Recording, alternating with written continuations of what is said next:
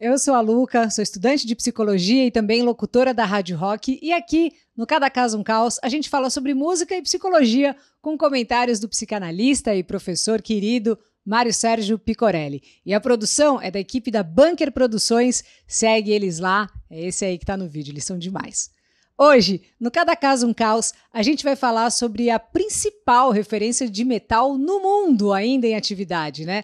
Vamos falar sobre o genial Bruce Dickinson, vocal do Iron Maiden. Paul Bruce Dickinson nasceu dia 7 de agosto de 58 na Inglaterra. A mãe dele, a Sônia, trabalhava numa loja de sapatos e o pai, Bruce também, era mecânico no exército. Quando o Bruce filho nasceu, seus pais eram bem novinhos, tinham ali, só pra você ter uma noção, 17, 16 aninhos. E por causa da gestação, no susto, né, os dois se casaram ali meio que no corre 4 meses depois, né, e nasceu o Bruce. Nessas, os pais pediram pro avô pegar ele emprestado por uns 6 aninhos. O avô trabalhava nas minas de carvão local e a avó era dona de casa. O Bruce diz que quem criou ele de verdade mesmo ali foi o avô, que estava na faixa dos 45 anos. E segundo ele, essa é a melhor faixa de idade para ser pai. Da hora. Alguns anos depois que ele nasceu, veio a sua irmã, uma gravidez bem mais planejada, né, desejada e tal. O Bruce e a irmã, eles nunca foram assim muito próximos, né? A afinidade não era tanta. Ele foi pra escola, né, e lá zoavam muito ele e o Bruce também causava. O momento de virada mesmo ali foi quando ele começou no teatro da escola. Ele amava, principalmente, interpretar personagens de época. Outro sonho do Bruce, além do teatro, era a música. Ele queria muito, assim, ser batera. Ele pirava no Ian Pace do Purple e pagava um pau pro vocal, o Ian Gillan. E a educação musical dele também tinha muito, né? De Beatles, Black Sabbath, Emerson, Lake and Palmer, Jethro Tull, obviamente, também o Deep Purple. Na pré-escola, os pais dele também estavam começando a ganhar um dinheirinho, né? Eles compravam propriedades, reformavam e vendiam. Com isso, compraram uma pensão em uma garagem e aí começaram a vender carros usados. Com essa renda, eles conseguiram pagar para o Bruce, então, com 13 anos, um ensino em um colégio interno. Só que assim, ele foi diariamente zoado por garotos mais velhos na pensão que ele morava. Ele descreveu essa fase assim como uma tortura sistemática, imagina isso. Seus interesses tinham muito mais a ver com o lifestyle militar. Então, já bem de saco cheio ele da geral, ele fundou a Sociedade Escolar de Jogos de Guerra e subiu para uma posição de valor ali na força de cadetes da escola. E nessas, você não acredita, ele foi autorizado a lidar com munição de verdade, que ele usou, sabe para quê? Para criar explosões como armadilhas para assustar os coleguinhas, aqueles que estorvavam ele. Em 76, aos 18 anos, ainda na escola, aliás, ele mudou várias vezes de colégio, viu? Ele ouviu, assim, dos outros alunos falando um monte de coisa sobre ele, dele morar aqui, morar ali, cada hora num canto, mas teve um grupinho, gente fina, que ele sacou que eles estavam querendo montar uma banda, e aí o Bruce se ofereceu. Eles ensaiaram, os caras piraram com a voz dele, e esse foi o começo da sua história na música. Essa banda aí, do grupinho que tava lá desenrolando essa ideia, chamava Paradox, depois virou Styx, só que já tinha uma outra banda com esse mesmo nome. Enfim, essa banda não durou muito, e eles logo meio que finalizaram. Em 79, ele entrou no Samson, gravou 2 álbuns de estúdio e ficou meio conhecido na cena da época como Bruce Bruce.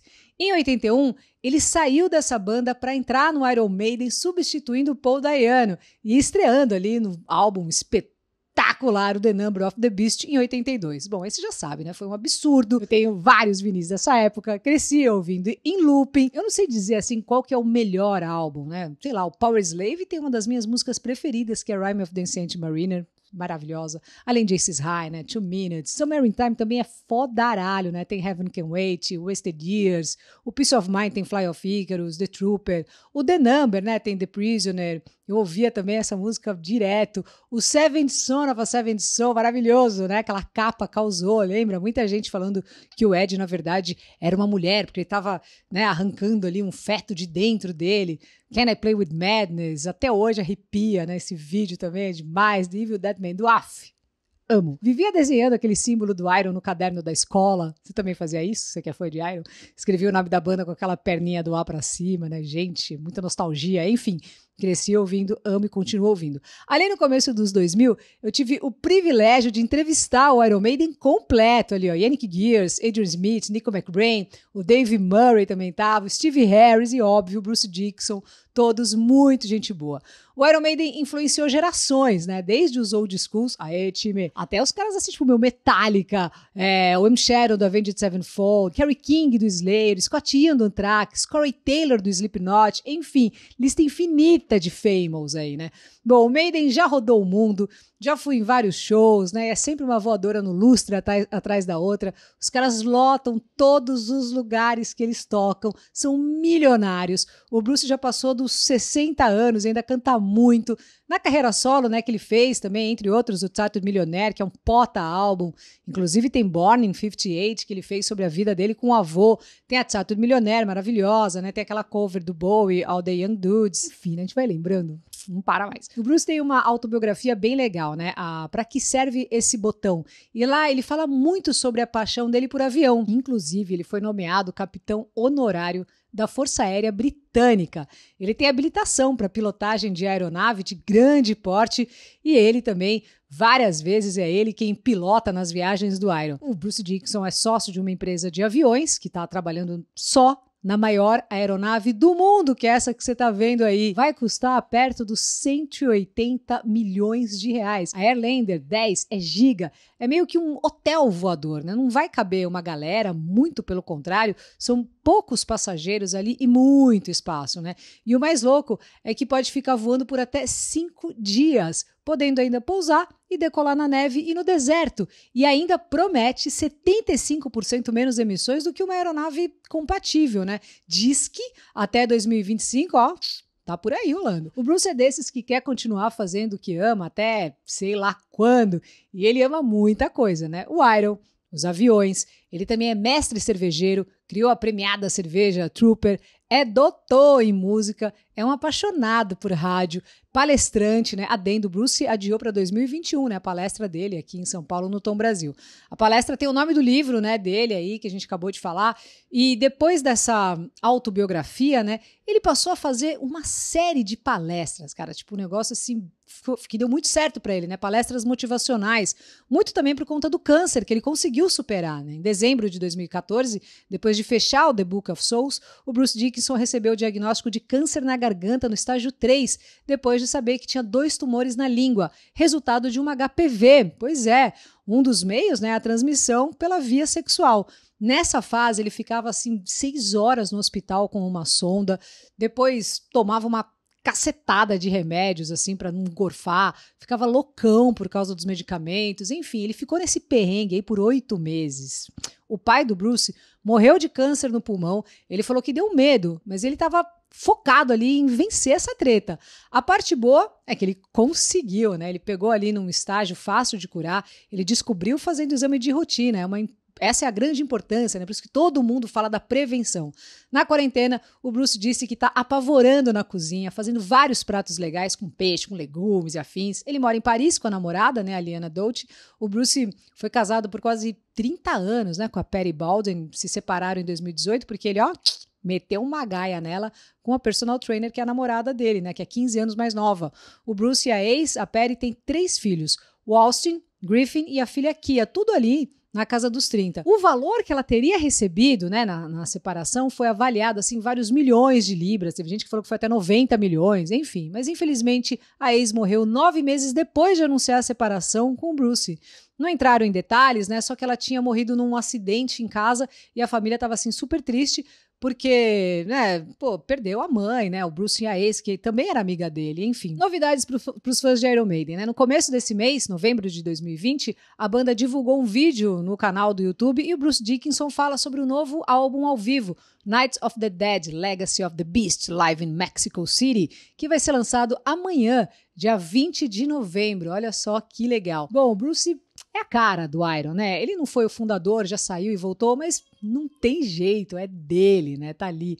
Tem hoje uma fortuna estimada em mais de 500 milhões de reais, né? Isso é o que eles falam ali por cima, mas o cara tem muito mais que isso. Se ele quisesse, ele nunca mais ia precisar trabalhar, né? Mas o que motiva ele mesmo é justamente continuar fazendo o que gosta, é aquilo. Aquela história que a gente sempre ouve, né? Que a gente tem muito mais dias da semana do que final de semana, mas infelizmente muita gente leva uma semana chata por ter um trabalho que deixa a pessoa infeliz. Isso não é o caso do Bruce, ele realmente ama. Bom, mas como deu para perceber, o Bruce foi zoado por garotos mais velhos e, como ele descreveu ali, né, como uma tortura sistemática. Dá pra gente supor, né, que ele viveu aí, então, uma situação de bullying, que ele parece ter superado, né, se colocando no lugar do líder. Ou seja, aquela história ali, né, ele ficou criando armadilhas para assustar os coleguinhas.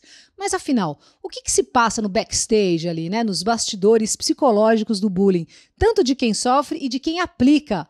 Como é que é isso? Para falar sobre, vamos chamar o nosso querido faixa preta, mestre em psicologia clínica, psicanalista e professor, Mário Sérgio Picorelli. Fala aí, Mário. Luke, pessoal, um grande abraço. Temos hoje a história do Bruce Dickinson do Iron Maiden e que enfrentou um problema de bullying na escola. Tema muito discutido atualmente. A sua pergunta, Luca, é o que se passa nos bastidores psicológicos do bullying, ou seja, qual é o perfil psicológico do agredido, do agressor e como funciona o mecanismo desse processo. Bullying é uma palavra inglesa que importamos para o português e que designa o uso da força física ou de uma ameaça psicológica através do assédio verbal, visando dominar, intimidar, abusar, coagir outras pessoas de forma frequente e habitual. O bullying feito por um grupo de pessoas é chamado de assédio moral. As pessoas que sofrem o bullying são molestadas por causas diversas, como diferenças sociais, raça, cor, religião, gênero, orientação sexual, obesidade, vestuário, etc. Vou agora falar do filme holandês de 2013, chamado Bully, um grito de ajuda, porque esse filme responde totalmente à pergunta da Luca sobre os bastidores do bullying, mostrando o perfil psicológico do agressor, do agredido e o mecanismo do processo. O filme conta a história de Jochen, um adolescente obeso que se suicida por conta do bullying praticado por Sunny, sua colega de classe. A agressora Sunny tinha um pai super obeso a quem ela odiava. Ao invés dela dirigir o ódio ao seu pai, ela projeta esse ódio sobre o obeso Jochen, criando, como disse Bruce Dickinson, uma tortura sistemática para o pobre rapaz. Eis o perfil psicológico do agressor, a projeção sobre o outro da sua agressividade. O agredido, Jochen, era um rapaz que, além de obeso, era tímido e sensível. A um dado momento do filme, outra colega de classe, chamada Vera, aconselha para ele o seguinte: Jochen, se você continuar no lugar de vítima, você provocará Sunny ainda mais. Saia desse lugar. Eis o perfil psicológico do agredido. A sua identificação com o agressor, se aceitando como vítima. No episódio da Dolores O'Riordan, eu mencionei que o agredido, para se proteger do perigo, se identifica de tal maneira com o agressor que acaba fazendo as suas vontades. O trágico é quando o agredido, como Jochen, só encontra a saída para o problema através do suicídio. Muitas vezes, a morte do suicida é um ato de libertação ao bullying, mas, ao mesmo tempo, é a forma de agredir o agressor com a culpa. Mas o preço dessa troca de lugares é muito caro, é o preço da vida. Nem todo mundo consegue, como Bruce Dickinson, dar a volta por cima e reverter a situação criada pelo bullying. E muitas pessoas precisam de ajuda psicológica para superar o bullying. Um beijo a todos. E aí, curtiu? Tomara que sim. Então deixa aí o seu comentário, passa o link desse vídeo e também do canal para quem você conhece, que também gosta, assim como nós, né, que curte música e psicologia. E vamos que vamos, porque semana que vem tem mais Cada Caso um Caos. Valeu! Me segue no Insta.